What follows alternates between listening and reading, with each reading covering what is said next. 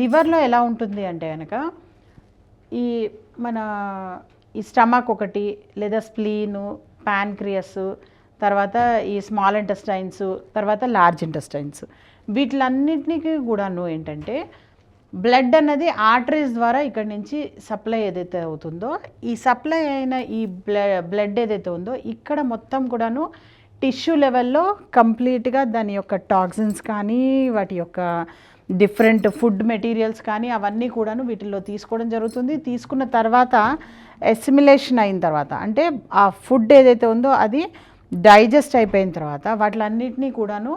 Next ఏవైతే veins ఇక్కడి నుంచి బయటకు వస్తాయో ఇవన్నీ కూడాను ఏంటి పోర్టల్ వెయిన్ ఒకటి ఫామ్ చేస్తుంది అనమాట. మీరు ఇక్కడ అబ్జర్వ్ చేస్తే కనుక చూడండి, ఇక్కడ అంతా కూడాను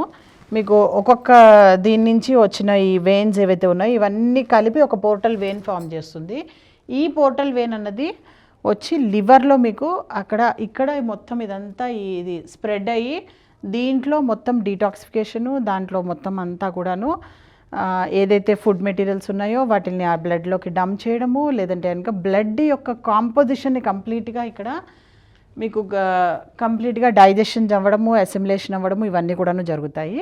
ఇవన్నీ జరిగిన తర్వాత ఏమవుతుందంటే ఆ బ్లడ్ అంతా కూడాను నెక్స్ట్ మళ్ళీ ఇలా మీరు చూసినట్టయితే కనుక ఈ దీంట్లో మీకు ఫామ్ అవుతుందన్నమాట.